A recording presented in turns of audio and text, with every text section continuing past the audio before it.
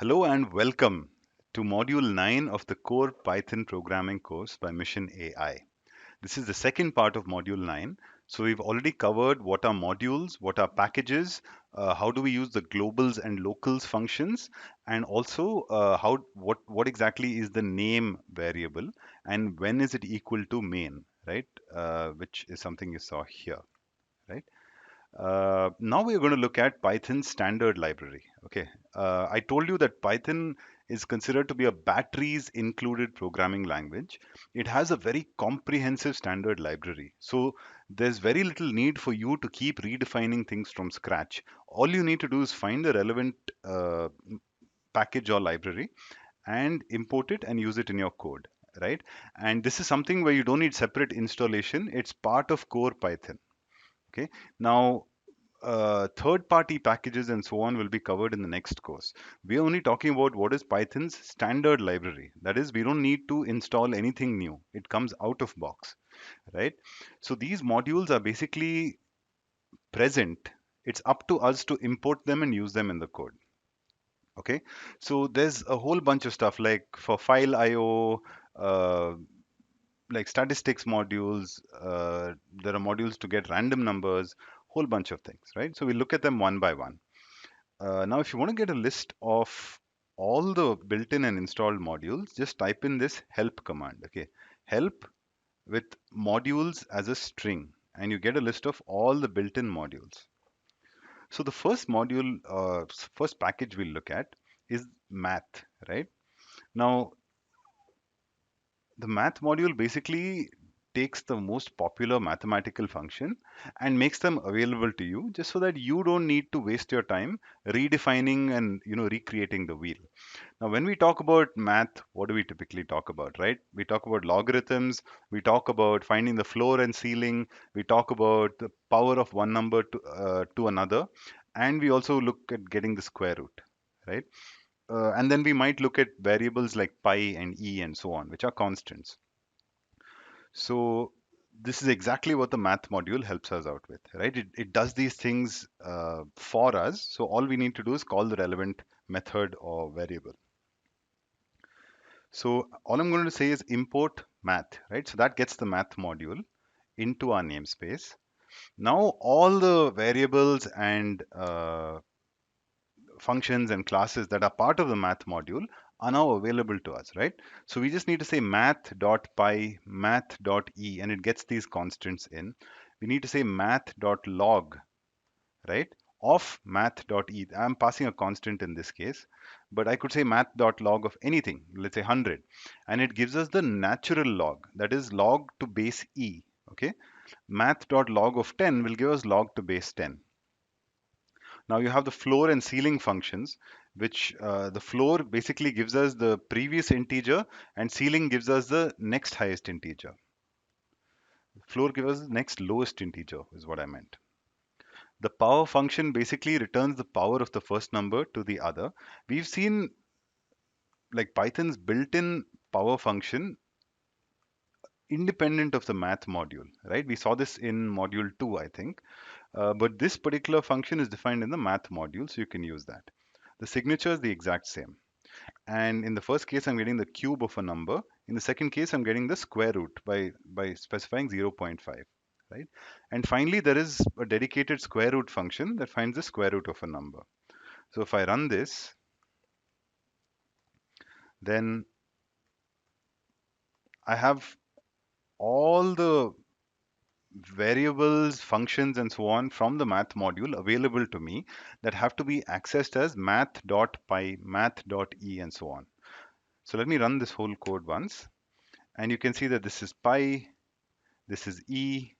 Now log of e to base e is 1, log of 100 to base 10 is 2.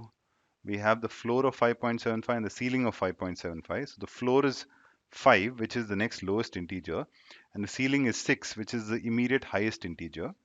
Then we have the math.pow function, which gives us the power of the first number to the second number. So power of 5 to the power of 3 is 125, and 25 to the power of zero point 0.5, which is the square root of 25, is 5. And finally, we have a dedicated square root function, which gives us 140 as the square root of 19,600. Okay, so these are the basic functions you deal with as a part of any kind of like standard mathematical package. Floor, ceiling, logarithm, power, and square root. So let's do some exercises now to explore this math module a little bit more. What is the total distance you cover by running around a circular track of radius 100 meters? So whenever I talk circles, I'm either looking at 2 pi r or pi r square, right? Total distance I cover by running around a circular track, it would be the perimeter of the circular track, which is 2 pi r. So I'll say print uh, 2 into, or first I have to import the math module, right? Import math, right? Now say 2 into math dot pi into radius, right? Which is 100. So that's my total distance, 2 pi r. So 2 into math dot pi into r, which is 100. So let's look at the second thing. Or if you want to make it a little more informative, I would say r equal to 100. Print 2 into math dot pi into r. And what I could also do is just to make it a little more informative, the distance covered is, then concatenate it with the string version of this, right? So if I run this now, I get the distance covered is 628 point whatever, right? Which is 2 pi r. Now, what is the natural log of each element of the list? 200, 300, 400. So I'll say L equal to this list. And for each element, I want to find the natural log, right? So one is I could use a list comprehension. So I'll achieve it two, three different ways just to kind of recap what we've done in the previous modules. So the first simple thing is a for loop, right? So for item in L, print math dot natural log. So just log item, right? That's all I'm doing. I'm printing math.log of item. And this happens for all items. Now, another way of doing it is using a list comprehension, right? So what is my output? It's math.log of item. And what is my iteration? For item in L. And I'm going to print this out. So there I get a list. Here I'm just printing it out. And is that the only way? Not really. There's another way, right? Like I remember telling you about a map function last time. So I'm going to create a lambda function called natural log equal to, let's say I create a lambda function that takes in the number x and returns what? Returns math dot log of x. Okay. So all I'm going to do is I'm now going to pass each element of this list to the map function and then convert that whole thing to a list. So print list of the map function where I map using the natlog function each element of L. So there are three ways of doing this, right? One is using the for loop. The other one is using, so I'll just show you this. For loop method one, right? The next thing is list comprehension, that is method 2. And finally, map function, method 3. So if I print this out, I should get the same values in all cases, right? In the first case, I'm printing it out in a loop, so this is what I get. In the second case, I'm applying natural log over here, and this is through a list comprehension. In the third case, I'm using the map function to map each element of the input list to an output value. Cool? So I've shown you three different ways of achieving the same output. Now, let's move on to the next exercise, right? What is 25 to the power of 3? So obviously, I'm going to use the math.pow function. So I'll say print math.pow, which is the power function, 25 cube, right? 25 comma 3. And if I print that, this is what I get, 15625, which is 25 into 25 into 25. Now, what is the square root of 1.69 million, right? and I use the square root function. So math.sqrt. So print math.sqrt of this number. So let me just copy this, put it here.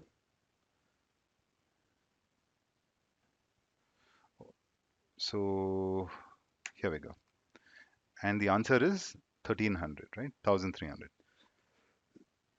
And finally, calculate the floor and ceiling of 365.25.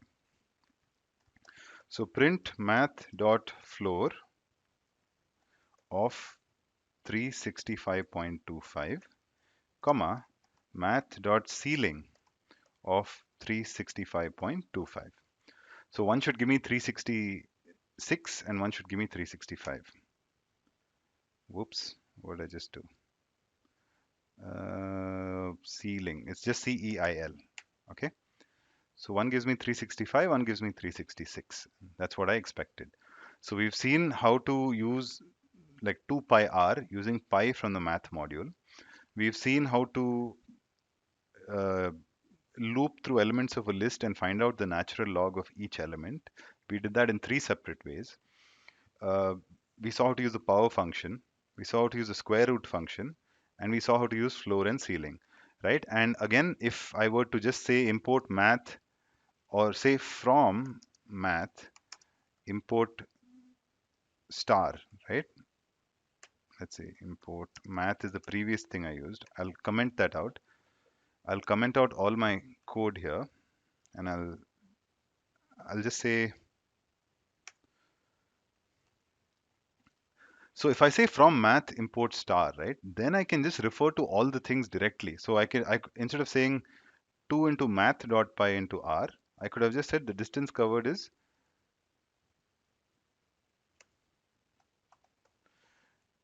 2 into pi into r, right? Because now I've directly imported all the elements from the math module. And this should give me the same answer as before, which is this, right? So it's just two different ways of achieving the same thing. Either you can say import math, and then you can use all this code that was here, or you can say from math import star, and then use all this stuff directly.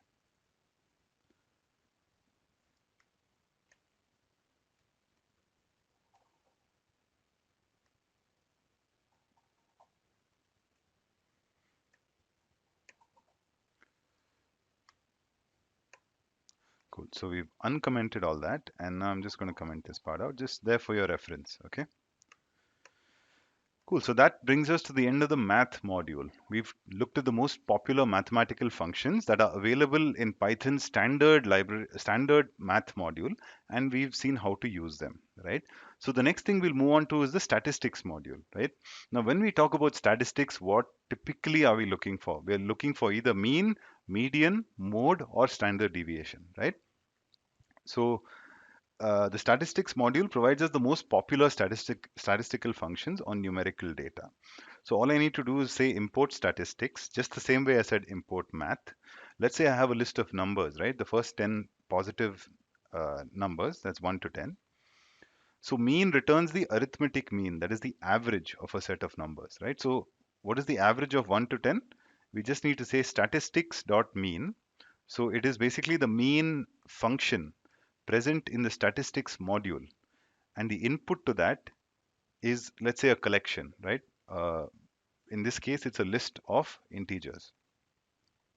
Similarly, statistics.median will give us the median value, which is the middle value if the values were arranged in ascending order, right? It's the 50th percentile. Mode returns the most frequent value in a set of numbers. Now, for mode to return a value, right, there has to be one number that is the most frequent. If there are multiple numbers which have the same number of the same frequency, then Python throws a statistics error. And we need to basically handle that over here. And since we don't know in advance what our data is going to be, it's always better to have the statistics.mode function wrapped in a try and except clause. And finally, we look at the standard deviation of the numbers,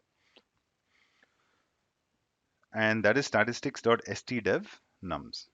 Okay, so you looked at mean, median, mode, and standard deviation, which are the four main things you calculate as a part of any statistical calculation.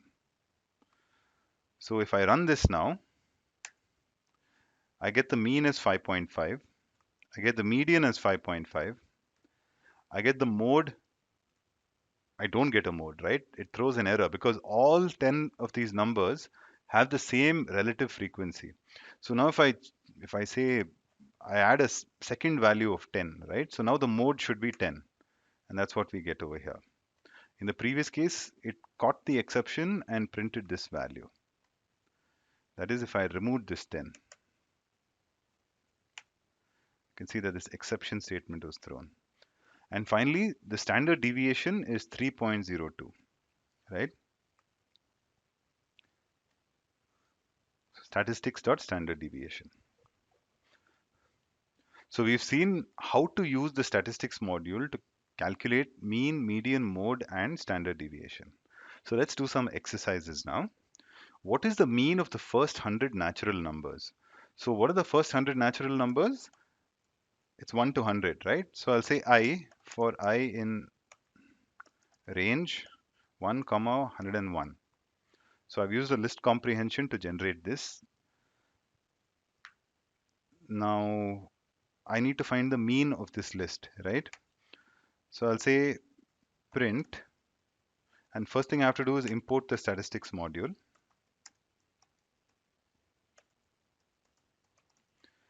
And say print statistics dot mean of L. And if I run that, I get 50.5, which is the mean, right? Similarly, if I print, uh, let me also get the mean, median, mode of these things.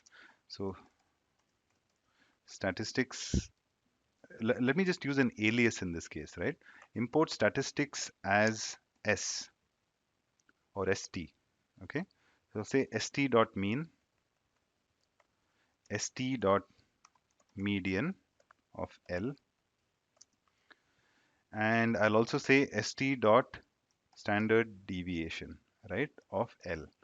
And to get the mode, I'll put in a try except clause, print st dot mode of L, right? And in the except, I'm going to catch what?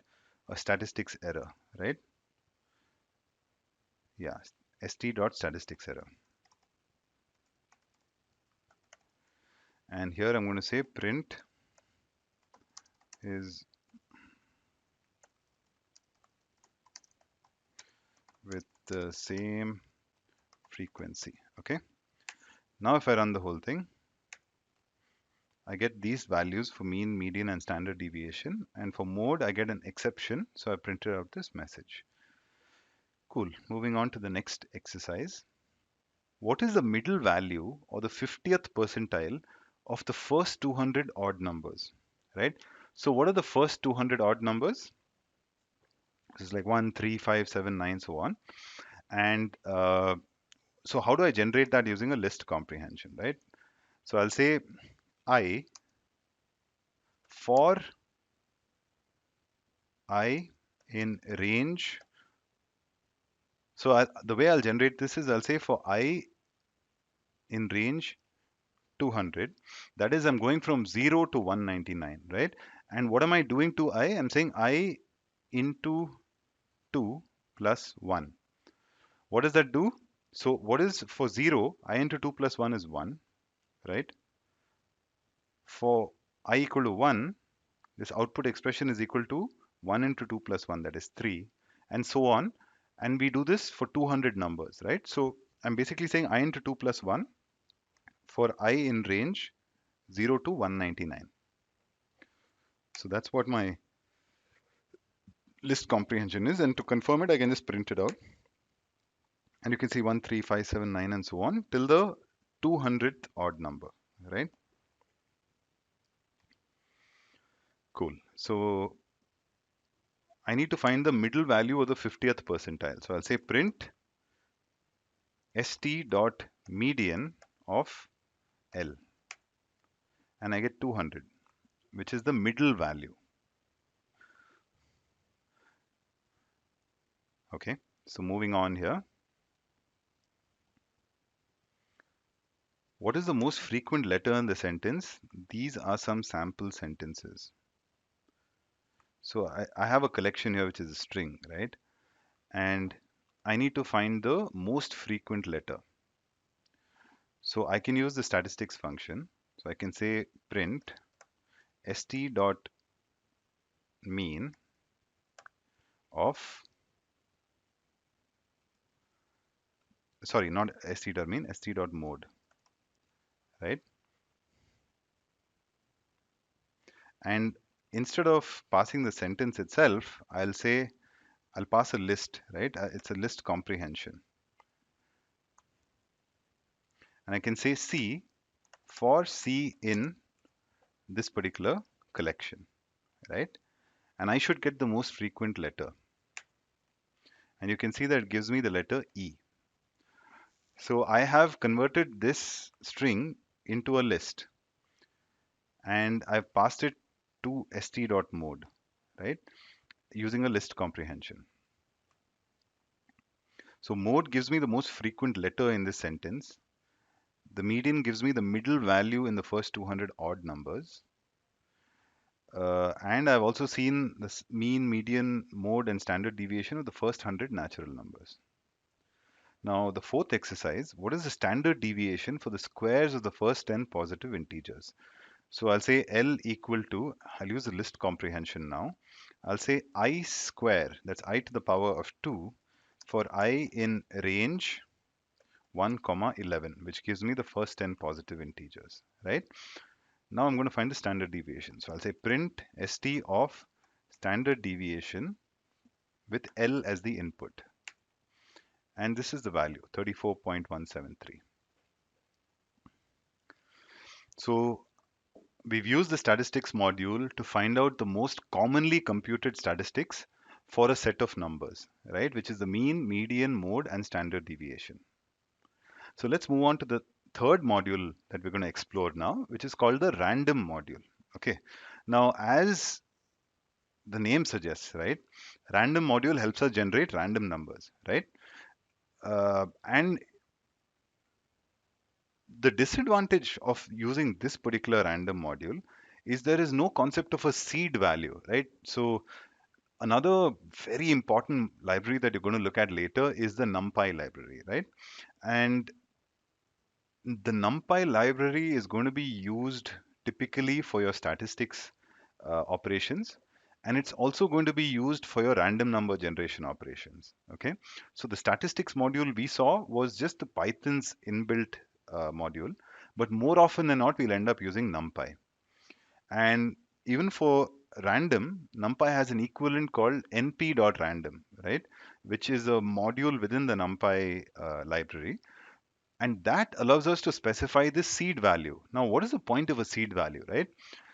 The advantage is that you can build reproducible results. Like, for example, if I say call the random function now, it'll generate a random number. If I call it again, it'll generate some other random number, right? So if multiple people are running the code, everyone's going to get a different answer. But if you want everyone to get the same answer, then you set a seed value and everyone runs the code with the same seed value, so you get the same outputs also. Now, in this particular case, the random module, the inbuilt random module does not have a seed function. So that's the only kind of downside of this random module. Okay. But what it helps us do is you can generate a random number between 0 and 1, like a float value, a decimal value.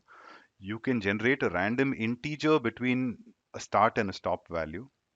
You can randomly select an element from a sequence, and you can randomly shuffle a list, right? So let's go through these things one by one. So first I'm going to import the random module, right? No need of any installation. The random module already exists with your default Python installation. I just need to import it. So import random. Now from this module, I'm calling the random function, right? So random, which is the module name, dot random, open and close brackets, which is the function name, right? It generates a random float, that is a decimal value between 0 and 1.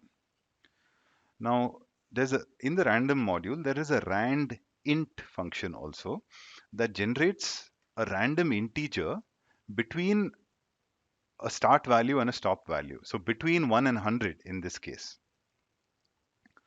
Now, if I wanted to, let's say, randomly pick out one item from a collection of items, then I could use random.choice. The choice function randomly picks out one item from this collection.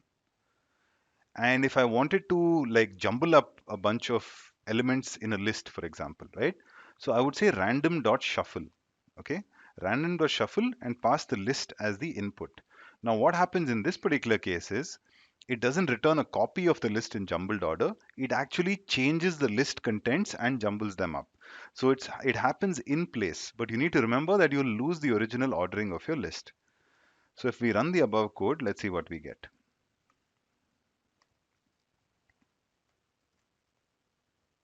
If I run it, so this is the random number between 0 and 1 using the random function. This is the random number integer between 1 and 100, which we got using the randint function. R is the random element it picked up from this sequence, right? Using the random.choice function. And this particular jumbled order is what we got when we passed this ordered list to the random.shuffle function. So if I run this again, these inputs could probably change, right? Like because every time it's generating a random number. So take a look at these outputs. Now, if I run this again, you can see that the outputs change, right? Let me run it again. You can see that the outputs change again, right?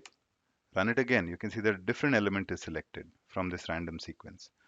So each time you're going to get a potentially new value, right? And that's how the random module works. Okay, so we can generate a random number between 0 and 1. And sometimes if somebody says generate a random integer between this number and this number, you'd use the randint function. We can generate a single element selected randomly from a sequence using the choice function. And we can shuffle a list using the shuffle function. So let's do some exercises now. Generate a random number between 0 and 1. Okay, so I'll say print. First thing I'm going to do is import the random module, import random. So I'll say random dot, so that's the module name, and then random, which is the function name, right? And I'll run it. And it gives me 0.359, which is a random number between 0 and 1. Now generate a random integer between 1000 and 5000. So I'll say print random dot rand, sorry, dot randint, which gives us a random integer between 1000 and 5000.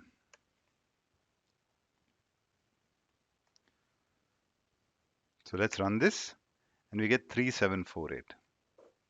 Okay. Okay. Now you've seen the random function, you've seen the randint function.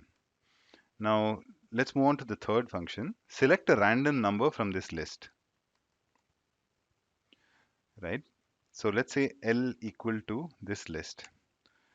So print random module dot choice function and pass L as the input. And we get the value 300, which is the last element in this list, right? So if we run it again and again, right, this time we get 275, which is the second last element. So it keeps changing, right? It randomly selects an element from this collection. So you can see how this is useful, right? Like for example, uh, if you wanted to test your code on certain random outputs, it could pick up those outputs in random order. You can say random.choice, right? Instead of running through outputs sequentially using a for loop. Finally, shuffle this list randomly, right? U2, Coldplay, Metallica. So I'll say L equal to this list of bands. I'm going to say print random, which is the module, dot shuffle, which is the function of L. So now it'll, oh, sorry, this shuffles the list in place, right? So I have to run that function. It does not return anything, right? And now I just need to print L again. And you can see that the order is changed, right? Third and fourth elements have switched. If I run it again, you can see that all the elements are switched. So that brings us to the end of the random module. Okay, uh, you just need to import it using import random statement. Then you can use the random function within the random module to generate a random number between 0 and 1. You can use the randint function to generate a number between a start and stop value. You can use the random.choice function to select a particular number from a list, or you can use the random.shuffle function to jumble the elements of a list in place. Okay. So let's move on to the next module that we're going to cover now. So we've already seen math, we've seen statistics, we've seen random, right? Now let's move on to something really important, which is date time. Now there's so much data that you get where typically there's like a transaction date, transaction time, or let's say order date, whatever. So pretty much every data set that we have uses some kind of time intelligence. And you might need to like aggregate sales across months or across years or across quarters and so on. So these data sets contain date and time data, and Python lets us handle this really easily, right? So what is the main component of a date? You have the year, you have the month, you have the day, right? And what is the main component of time? You have hours, minutes, and seconds, right? So date time is nothing but the combination of these two things. So date plus time, that's uh, year, month, day plus hour, minute, second, and then there's also the option of microseconds. So the date time uh, module can also be used for logging, right? Like for example, function call at this time, uh, processing time 15 seconds, function finished executing at this time, right? And you've seen like in the module, I think it was number 6, where we looked at, no, it's actually module 5, where we looked at functions, closures, and decorators, right? We saw how to create like a datetime logging decorator, right? And we use the datetime function then. It's the exact same one that we're going to look at now. There's also like a thing where we need to find a time delta between two different date times, right? So we'll also look at how to handle that over here. So first I'm going to import the datetime module, right? And then there's the now function, which gives us a timestamp of this current moment when the statement is run. So it's basically datetime module, then the datetime class, and the now function, right? Similarly, over here, we have the datetime module, the date class, and the today function. This is basically what it means, right? So it's not package, subpackage, and function. It's more like module. Within the module, you have the class, and within the class, you have the today function. So if I print these two things, let's see what I get.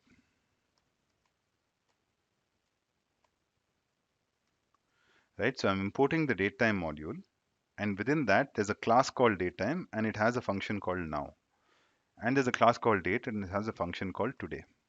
So if I run these, it says 2021 April 23rd, and it says 2:45:08, and this is the microseconds. And if I just do dot today, it gives me only the date part of this, right? Cool. So we have seen how to use the now and the today functions, right? So what we can also do is this particular expression gives us a date time object, right? And this particular expression gives us a date object. Now you can decompose these into their individual components, right? And I've told you for a date time, we can decompose it into all these different elements, which is like dt.year. And these are all attributes, okay, of this date time class. So dt.year, dt.month, dt.day, hour, minute, second, microsecond, all these are attributes of that compose the datetime object called dt. Okay, you can also create like, so now I've shown you how to use this now function to create a timestamp, which effectively is a datetime object, right? But what I can also do is I can create a datetime object from its component attributes. So I had a dt1, right? Let's say dt over here. I'm creating a second datetime object dt2, using the constructor, that is datetime.datetime, and this is the class name. And to this class constructor, I'm passing these inputs, right? Which are basically year, month, day, hour, minute, second, in that order. So I've seen how to construct a datetime using the now function. I've seen how to construct a datetime using the individual attributes and passing that to the constructor. Now there is a function called string format time, right? So I had this DT2 that I created with this particular value. So let me just run this part of the code now, right? So I've decomposed this datetime into its individual components. And you can see that from here, I've got like this 2021, 4, 23, 14, 27, 14, 47, 26. All of these are like individual components of this particular date time. Okay. And the next thing that I did was I also constructed a date time called DT2 uh, from its individual attributes, right? So I've seen one constructor where we use the now function. I've seen another constructor where we use individual values and pass it to the datetime constructor of the datetime class in the datetime module. So if I run this here, I have this value, right? Which is the same thing that I created from here. Okay, now checking out this really important thing called string format time and string parse time. Okay, let me just paste that here and explain it to you. What string format time does is I have a datetime object, right? And string format time will basically say format this particular object in this form, right? And give me a string. So if I say percentage H, I mean the hour. So I showed you that it's composed of all these different attributes, right? So if I do percentage H, it's hour. If I do percentage M, it's minute, right? And if I do percentage S, it's second. And all these are in caps. Okay, percentage H, percentage M, percentage S, all in caps. And in this particular case, I want them to be separated by a colon. Okay. Then I want a space. And then I want to mention the date, month, and year. And for date, month, and year, it'll be like percentage D forward slash percentage Y forward slash percentage M. Now, this is just the format I want, right? Now, if you want hyphens, you can also replace it with hyphens. If you want double space here, you can also replace it with double space. Just remember that HMS refer to hour, minute, second, but all in caps. D and M refer to day and month in lowercase, and Y refers to year in uppercase. Okay, and in this case, I had used percentage small m, right, uh, for month. Now, if I use percentage capital B, it'll give me the month name, not the month number. So I'll keep this commented, but I'll print out these two values, and you can see what happens here, right? Like I had this date time that I broke down. Then I have only the date part of it. I broke down this date time into its components, right? I then reconstructed a new date time from these components. Now what I've done is I formatted this date time in two separate ways. The first one is hour, minute, second, double space, followed by day, month, year, separated by hyphen, and there's a double space over here. So that's what you see over here, right? So string format time converts this date time to a string. And in this particular case, I've said hour, minute, second, single space, then 23, which is day, then percentage B, which is month name, right, over here, and 2021, which is the year. So that's what the string format time function does. Now, if I use this, which is string parse time, right, which basically, if string format time takes a date time and formats it into a string of a particular format, then string parse time does the exact opposite. Okay, string parsing is what you parse something and make sense out of it. Okay, so I'm reading in something which is this value, and I'm telling Python, this is the format of this string. Now create a datetime object with this information. So I have the datetime module, I have the datetime class, and I have this function which is part of the datetime class. The first argument to this function is the value of that is the string which contains some information in this format. The second argument is the format itself, and I'm assigning it to a datetime object. So if I run this here, this is what I get, right? I just get the year hyphen month hyphen date and the time. And this is how Python converts either from datetime to string or string to datetime. Okay. Now I've shown you how to use the uh, datetime object, right? Now we look at a few other things. So the first one here is time delta, right? And what is the time delta? It's, as the name suggests, it's the delta between two date times. So I'm doing D3 DT3, which I created here from this string parse time function, and DT2, which I created from these individual components here, right? And I'm going to run it. And you can see that one date is before the other, so I'm getting a negative value over here, right?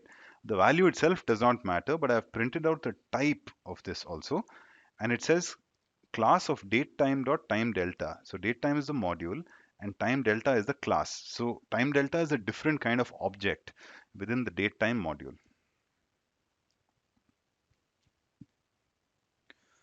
Cool. So moving on. So we've seen datetime, we've seen time delta. Now let's move on to something called a timestamp, right? Now this is something you would encounter in a lot of production systems where the database records the timestamp at which a particular operation happened, right?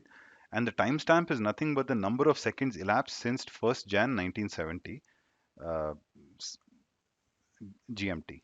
Okay, so here I'm saying in this module, in this class, there is a function that generates a date time from a timestamp, and this is the timestamp that I'm passing to it.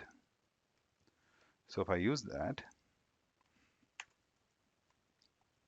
and run it, now you can see that this timestamp is created, this date time is created from this timestamp. Okay, and the value resolves to uh, third month of 2020 and the fifth day, that is 5th March 2020. Now we've seen date time, we've seen time delta, we've seen how to get a date time from a timestamp. Now let's look at the date object individually and the time object individually, right? So this is for the date object, and let me just cancel these things out,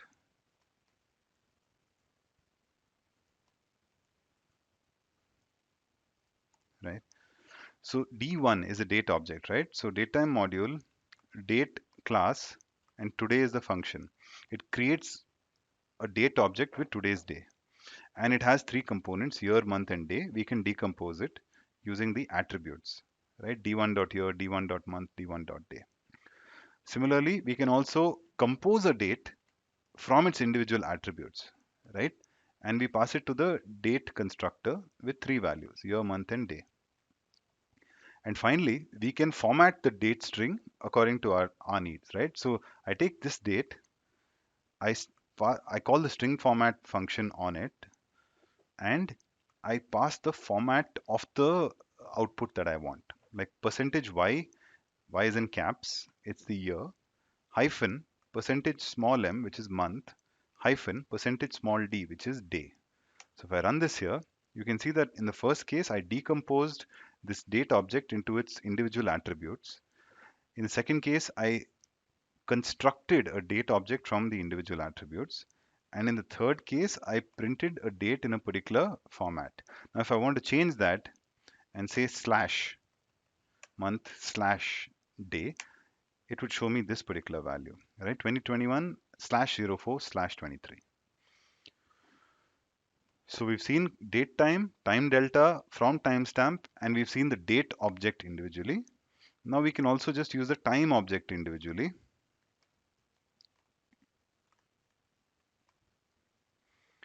So here I'm constructing it from the datetime module, the time class, and I'm passing its component uh, attributes, right? Which is hour, minute, second. Now, if I had done dot now, I would get the entire timestamp, right? The date time timestamp. So that's not what I want. I just want time. So I have to construct it from hour, minute, and second.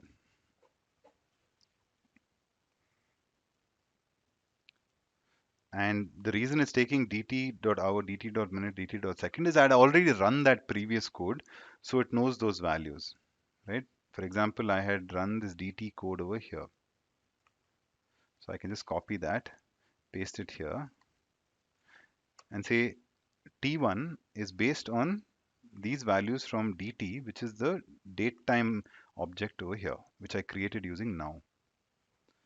And just like date time and the date object separately have the string format time function, even the time object has string format time. Here I'm passing %h, %m, %s with double colons in between them. So if I print it, this is what I get, right? This is the time object's value, which I constructed from this datetime object. And this is the formatted value of this time object using this format string that I specified. So let's do some exercises related to the datetime module to cement our understanding. Okay. So first I'm going to import the datetime module and then we'll do these exercises one by one. So generate the current date time and print it in the format year, date, month, space, hour underscore minute underscore second underscore microsecond. Now this is one thing we've not seen before, but we'll see how to achieve this. Okay. So first I'm going to create a date time called dt and say datetime module dot datetime class dot now, right? So that gives us a timestamp of this current moment. And we want to print it in this particular format, right? So now we want to do print dt dot string format time. And then we pass the string containing the format, right? Which would be this particular format.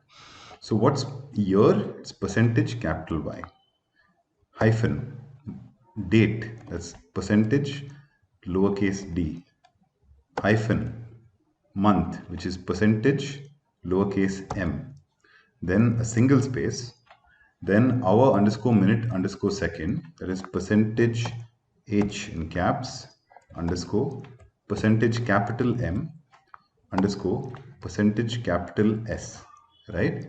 And now underscore microsecond, which is percentage F. This is microsecond, okay? So this should give us the output that we need. So if I run this, this is exactly what I get. This is the year, this is the day, this is the month. It's now 23rd April. Now it's 4:22:49, right? That is the hours, minutes, and seconds. And the microsecond is this value, which is percentage F. So I've used the string format time function to format this date time in this particular format, and I got the date time by using the now function of the date time class in the date time module. Okay, so moving on to the next exercise, create a time object with the individual time components from the above date time. Now I told you that this date time has 7 main components, right? That is year, month, day, hour, minute, second, and microsecond. So I can get each of those out as attributes, and now I can create a new time object. So I can say t equal to datetime module dot time class dot dot time object, and the constructor is dt dot hour, dt dot minute, and dt dot second. Okay, so let me print that out, and also the type of t. So if I run it here, I get this particular time, which is nothing but the hour, minute, and second from this time, right, which is our timestamp. And we know that the type of t is datetime module dot time class. Okay, moving on to the next one. Generate a date object with the current date. So I'll say D equal to datetime module dot date class dot today, which is a function to generate a date object with the current date. And I'll say print D. And this is exactly what we get. Year hyphen month hyphen day. Okay, moving on to the next exercise. Generate a date time from the timestamp, whatever this value is, right? So I'm going to say, let's say dt2 equal to datetime dot from timestamp. Is that the name of the function? Let me look here. Yeah, it's from timestamp. So I'll just use that function and pass this copied value to it, this value. And we know that timestamp is basically the number of seconds since 1st Jan 1970, right? So sometimes you see this value used a lot in databases, and either while inserting data into the database or while recording it, the database automatically inserts that value. So if you want to decode it, then you have to create this datetime object from this timestamp and then print it out. So I'll say print dt2, right? And over here it says 2020 March 5th at 3:10:30 seconds. So that's what this timestamp corresponds to. So I've changed this. So create a date time object from the string 1st Jan 2020. Okay. So we know that first is the day, January is the month, and 2020 is the year, right? And this is the entire month name, not just the first three letters. So I'll say dt3 equal to date time dot parse time, strp time, and the first input is this value, which is a string, right? And the second input is the format of the string. So I'll say percentage small d, which is day, space percentage capital B, which is the entire month name. If it was just the first three letters, it would have been percentage small b, and percentage capital Y, which is the year. So I'll say print dt3. If I run this, I get this here in datetime format. So I've used the parse time in this exercise. I've used format time here. I have used the now function to get a current date time. I've constructed a time object from hour, minute, second. I've got the current date using the today function. And I've also got a date time from the timestamp, which is the number of seconds since 1st Jan 1970. Okay, so that brings us to the end of the date time module. The next thing we look at is the OS module, right? Now, as the name suggests, the OS module is kind of a platform neutral way of interacting with the OS. Okay, so it basically involves like working with the file system, navigating directories, reading and writing to the file system, like getting the current working directory and so on. So I would import the OS module, right? And os.getCwd gives you the current working dictionary. That is like, where exactly is this Python file running from, right? Now change chdir is change directory, right? It takes the string input, which is the path to the directory that you want to change. And in Windows, these would be double backslashes. In Unix, it might be a single forward slash.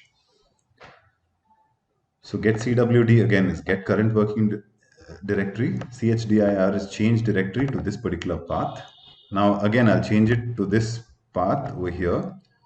Then I'll change it to two single dots. Now what are two single dots? It means go to the parent folder of the current folder. It means go one level up. Okay. Then I say single dot and then / Mission AI courses live. So single dot refers to the current folder, and in the current folder there's another folder called Mission AI courses live. So one dot implies current directory, two dots implies move up one directory level.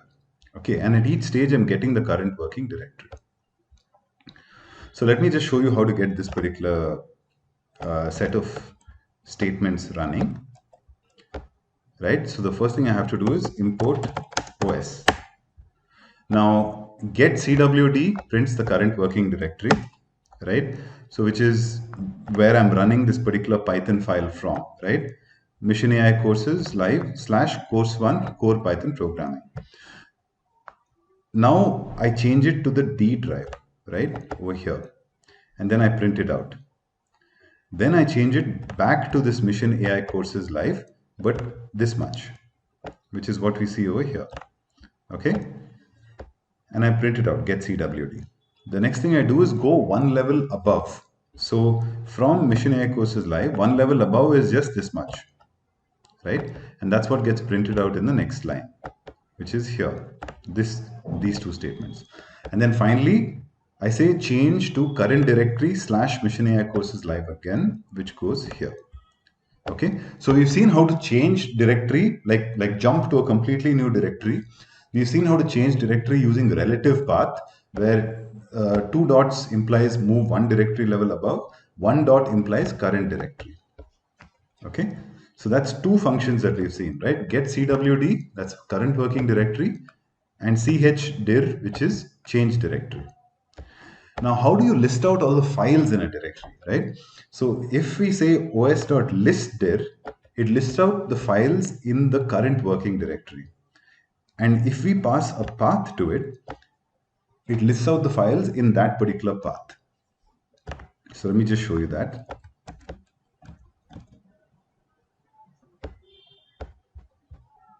That's here.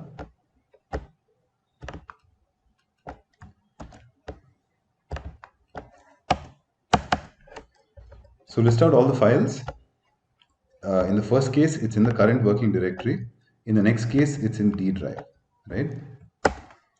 So in the current working directory, I list out the files and directories here. There's only one thing, right? And in D drive, there's a whole bunch of things over here, files as well as directories. Cool. So we've seen how to get the current working directory, change directory, and list out the files and directories in a path, right? Now we can also do things like renaming a file, right? And in earlier, or rather in the earlier part of module 9, I'd shown you, I'd created this mymathmodule.py, right? So now I'm going to rename it to mymod.py, right? And then I'll list out the contents of the directory to show you the changed value. And then I'll change them back in name and then show you the contents of the directory. So if I run this here, first thing is, let me just make sure that I have my file. So instead of that, I'll just change I'll use the file1.py, which I used earlier. So I'll say file_1.py to my mod, and then I'll change my mod back to file_1.py. Okay, so if I run this, file_1.py,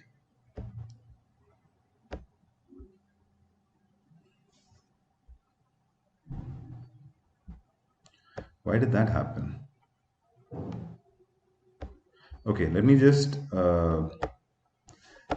check what my current working directory is. Print os.get cwd, right? And I'll just comment out this stuff. So if I run it, it's this, which is not the correct folder, right? So I need to change directory to os.change directory to, I need to go one level further down and go here.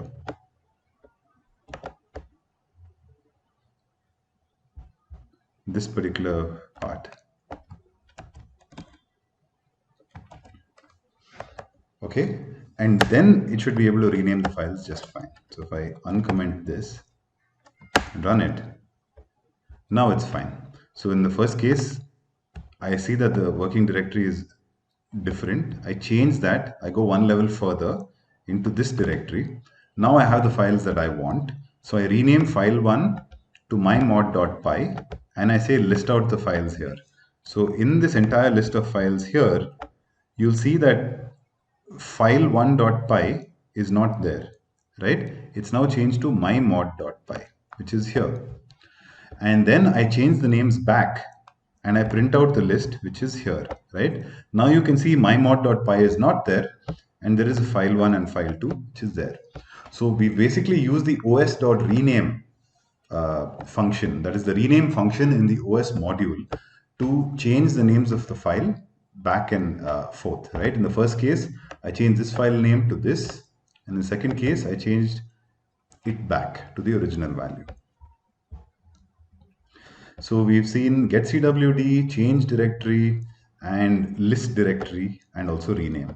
Now the final thing is any operation in the OS module, right? If it throws an error, we get an OS error exception. So that exception can be represented two ways, either as OS error directly, or we can refer to it as os.error. Okay, and we can just use it in a try and catch to demonstrate the fact that these two things are equivalent, right? If I run it here, you can see that this particular thing is print statement is executed, which means that this actually raised an OS error, os.error, and this except clause actually caught OS error, right? So os.error and this OS error with OS and E in caps, they're equivalent. So that brings us to the end of the OS module. Let's take a look at some exercises to get started. Okay, so let's do the exercises for the OS module now to understand it a little better. So first I'm going to import the OS module, and the first exercise says get the current working directory. Okay, so I'll say print os.getcwd, right, which is get current working directory. If I print it out, this is what I get. Okay, which is exactly the folder in which this particular code file is located, which is here. So if I go back here and I change the current working directory to 2 levels above. So I'll go above this folder to this, and I'll go above this folder to this. So pipe programming should be where I go. But I'll use relative paths to get there. So I'll say os.change directory, chdir, and in the path I just need to give the relative path. So dot dot to go one level above, slash dot dot, which is another level above, and I'll make sure I use double slash here. Okay, so now I'll print the os.getcwd, and now it's gone 2 levels above to the pipe programming folder. So this and this have basically been traversed upwards. Now change the current working directory back to the original location. So I would just copy the names of these two folders and change it back to those, like traverse downwards this time. So os.chdir, and I'll put in these two folder names and have a double slash separating them, and I'll say current directory dot these two folder names. Okay, so then I can print os.getcwd again, and now we're back to the original working directory. Okay, now list out all the files in the current working directory. So how do I do that? I use the listdir function. So I print os.listdir, and I leave this argument empty because I want it in the current working directory. So it shows me all these different IPython notebooks that we've used in our tutorial so far. Now rename the file mymath module to math_fun.py. Okay, now there is no mymath module. I've moved them into that subdirectory structure when we created packages. So I'll just change file_1.py to mathfun. And in the next exercise, I'll change it back to file_1. Okay. So here we go. So how do I do that? I do os.rename, correct? So I'll say os.rename. What is the file I want to rename? File_1.py. pi. And what do I want to change the value to? math_fun.py. Okay, and then if I do os.listdir and print it out, you should see that the old value has now changed. Like for example, here we saw file1.py, right? When I listed out the contents, that will change to mathfun.py. So if I run it here, you can see there's no file1.py over here, but the name is now changed to mathfun.py. Okay, and then I'll change it back to the original value in the next exercise. That's here. So I'll just reverse these two things. Now I want to change the file named mathfun to the old name, which is file1.py. So if I run it now, you can see file1.py is back and there is nothing called mathfun.py. Okay, so that brings us to the end of the OS module. We've seen how to get the current working directory. We've seen how to change directory, both using absolute as well as relative path. In relative path, 2 dots refers to the directory above, 1 dot refers to the current directory. We've seen how to list out the contents of a directory using listdir. We've seen the rename function to rename a file to another name. And we've also seen how OS errors get thrown, right? For any of these operations, if the operation is invalid, like you've supplied the wrong path or the file does not exist, in that case, the os.error is thrown, which is equivalent to the OS error, okay? So let's move on now to the final module, that is the sys module, right? So the sys module basically helps us get information as well as customize the behavior of the Python interpreter or runtime environment, right? So how I import it is just import sys, which is the module name. Now, one of the first most important things that we do in using the sys module is we get all the arguments that were passed to the Python command while running a Python file. So if you remember earlier in the module, we did Python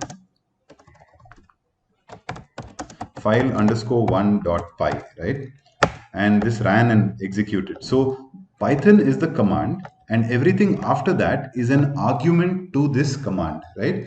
And the sys module captures those arguments in the argv attribute.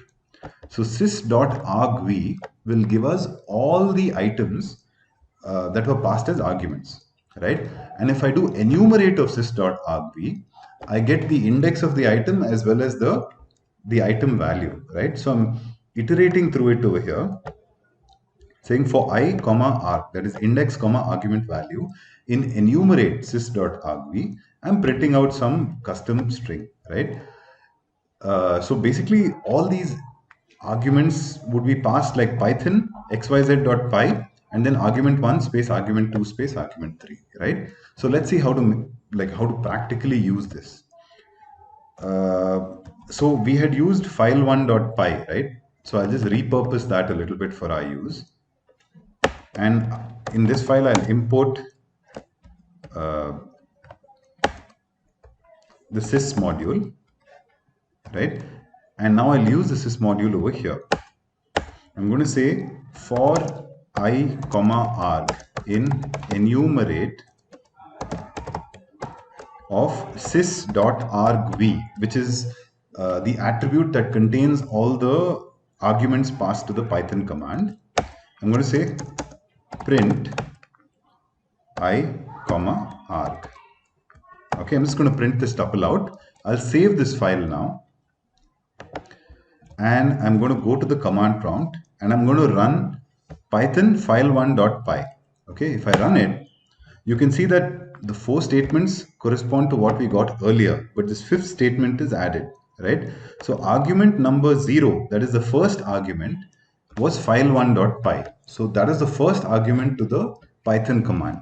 Now if I repeat that previous thing and I pass 3 arguments named 1 space 2 space 3, then I should totally have 4 arguments available in sys.argv, right? And it should print out the enumerated tuples of argv. So if I run that,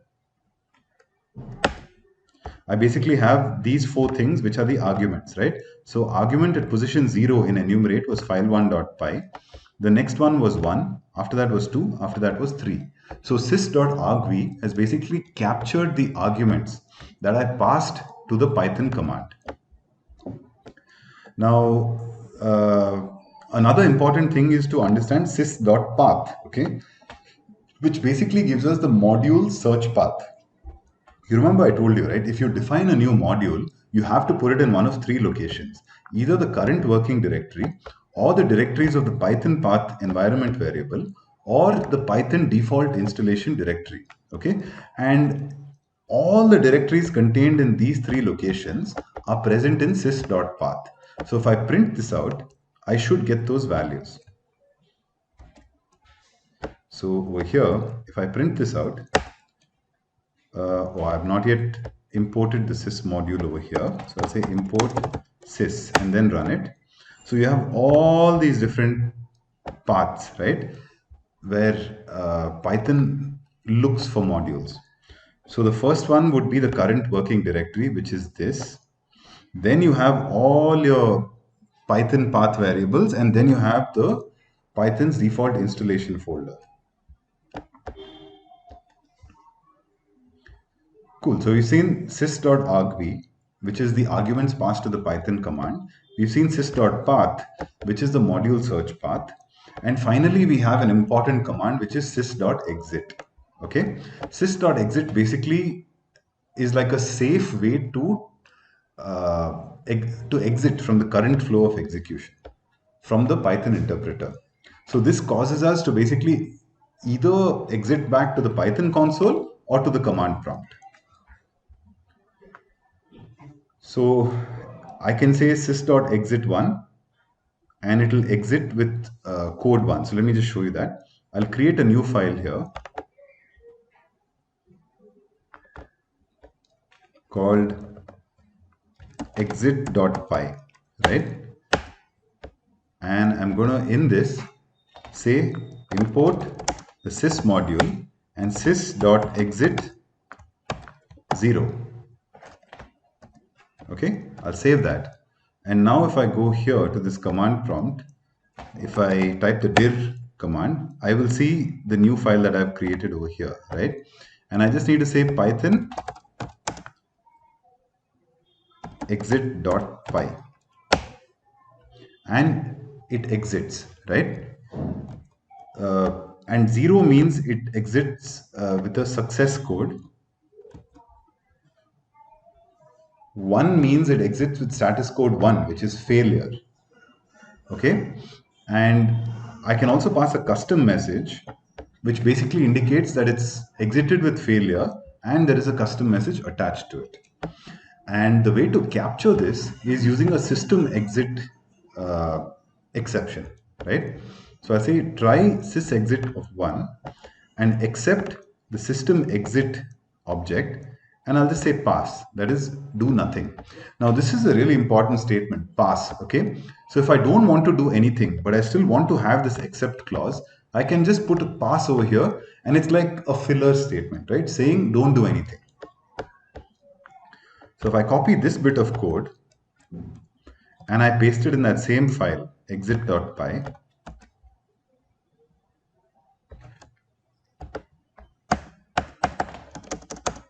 and then I say accept system.exit and pass. Now instead of pass, let me say I'll say print caught and caught a sys.exit command.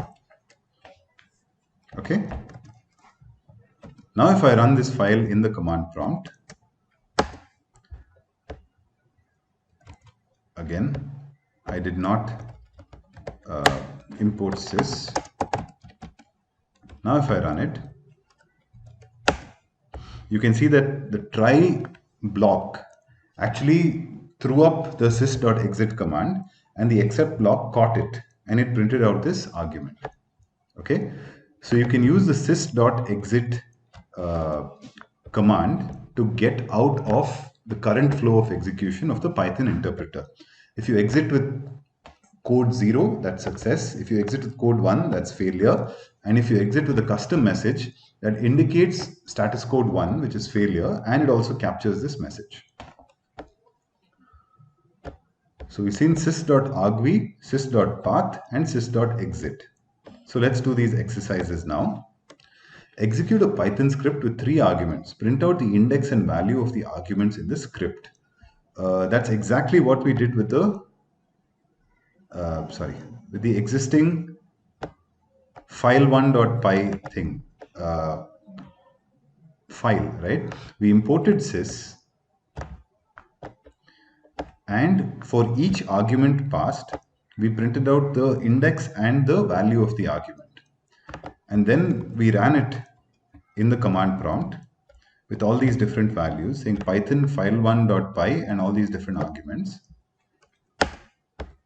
And it successfully printed out the values of the arguments, right? The first argument is always the name of the file, and the second, third, and fourth are the numbers that we passed over here. So that exercise is done. Now print out the Python search path for modules. So I'll say the first thing I need to do here is import sys, right? And now I'll say print sys.path, which gives us the search path for modules. And this is what we get over here. Now take an input value from the user. If it is not a number, exit the program with failure status. Catch this exit command as an exception and print a message to the user instead. Okay, so I'm going to say I equal to input of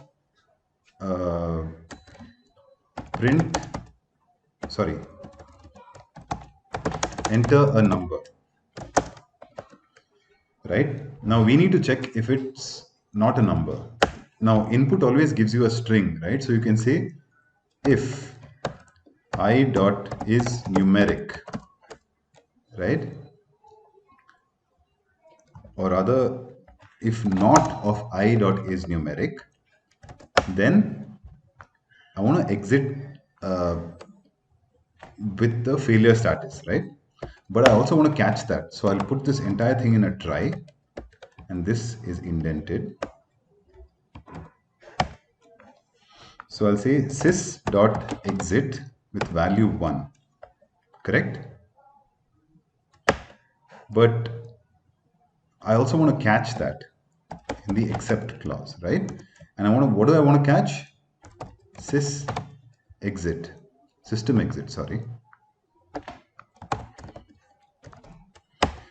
And instead of exiting, I'll just say print, please enter a number. Correctly. Okay, so if I run this now, it asks me to enter a number. Let's say I don't enter a number, I say ABC, right? It throws this exception, or rather it exits with the sys.exit command. It catches this command and prints out this message over here. Okay, so I've shown you the sys module. It's used to understand what are the settings for the Python runtime environment or the interpreter, and it's used to interact with it, right? So sys.path gives you the module search path, sys.argv gives you the arguments passed to the Python command, and sys.exit exits from the program with either status code 0 or 1. Now for our final section on third-party packages and modules. So everything so far has either been from the Python standard library, or we have defined new modules and packages, right? There's nothing that some third party has defined that we want to use. But we can really extend the power of Python and make it much, much more powerful when we start using third-party packages. Like, what are some of the examples of third-party packages? NumPy, Pandas. So every one of these creators, or rather a lot of these are open source projects that multiple people contribute to. And then there is something called the Python package index, right? That is PyPy. What we do is we look in the Python package index for the specific package that we want. And the people who create these packages submit their packages to the Python package index. So this is the location this is the URL for Python package index. That's pypy.org. And there is this package manager called pip, which I told you about in the first tutorial, right? Module 1. So pip is basically a command line tool for finding, installing, upgrading, and deleting Python packages. Okay, so when you want a third-party package, pip looks for the package in PyPy. It downloads and installs it for you. Okay, the current versions of Python are bundled along with pip, but in the previous versions, you had to manually get pip using the getpip.py script, right? Now, there is this command called pip search scikit, right, where it would search for this particular keyword in the Python package index. But this turned out to be a very, very inefficient and resource intensive command. So the people who at Python package index, they have disabled the pip search functionality now. Okay, so you have to actually go to the pypy.org website and search for a particular package. Now, once you find the package, you can install it using pip install package name. Now, we searched for scikit, we would have got a whole bunch of results, and we would have got the indication that sklearn is probably the package we wanted. So we say pip install sklearn, right? And if you want to uninstall it, you say pip uninstall sklearn. And if you want to upgrade it, you say pip install -- upgrade sklearn. Okay, so once the package is installed, it's ready for use. All you need to do is use the import statement. So import sklearn, put that in your Python file, and then start using all the functions and classes in the sklearn package. Okay, so remember, third-party packages are hosted at the Python package index located at pypy.org. Pip is a command line tool to help you manage all your packages, and it interfaces with the Python package index. It helps you install using the pip install command.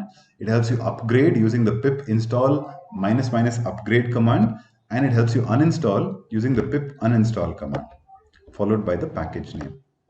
Okay, so that brings us to the end of module 9. It's a pretty large module where we learned about Python modules, packages, libraries. We saw how to define our own module, which is basically a Python file. We saw how to define our own packages, which is basically this hierarchical directory structure where each level of the directory has either modules and an init.py file and or subdirectories, right? Then we saw we saw variable scope and the locals and the globals functions. We then saw the special underscore name variable, double underscore as a prefix, double underscore as a suffix. And we saw when its value is equal to main, right? We then started checking out the Python standard library. We saw the math module with log, log10, floor, ceiling, power, and square root functions. We checked out the statistics module, which gave us a way to calculate the mean, median, mode, as well as the standard deviation. But just know that more often than not, we'll end up using NumPy's statistics functions. Okay. We also use the random module to get random numbers using the random function, random integers in a range using the randint function, choosing random element from a sequence using the choice function, and the shuffle function to basically in place jumble up the contents of a list. We saw the datetime module that helps us get the current timestamp using the now function, current date using the today function. There are few important data types to remember. One is the datetime data type, one is the date data type, one is time delta, which is the difference between two date times. We also saw the string format time function to print out a date time in a certain format. We saw the string parse function to parse a string in a certain format. We saw how to convert to a date time from a Unix timestamp. We also saw the date object individually and the time object individually, right? Then we saw the OS module, which is basically a platform neutral way of interacting with the operating system. We saw how to get the current working directory, how to change the directory, how to list out the files in the current directory, how to rename a file, and also how to catch OS errors, right? And finally, we saw the sys module, which has three main functionalities. One is getting all the arguments passed to the Python function, to the Python command, that's using sys.argv. Then getting the module search path using sys.path, and using sys.exit to exit the flow of the Python interpreter. Right? Then we saw about third-party packages and modules with pip as the package as the command line utility is your package manager, and PyPy is a Python package index. Now, for those who are using Anaconda, you'll use Conda as the package manager. Okay, so that's about it for Python packages, modules, and built-in modules. Right? See you for module 10 in the next video.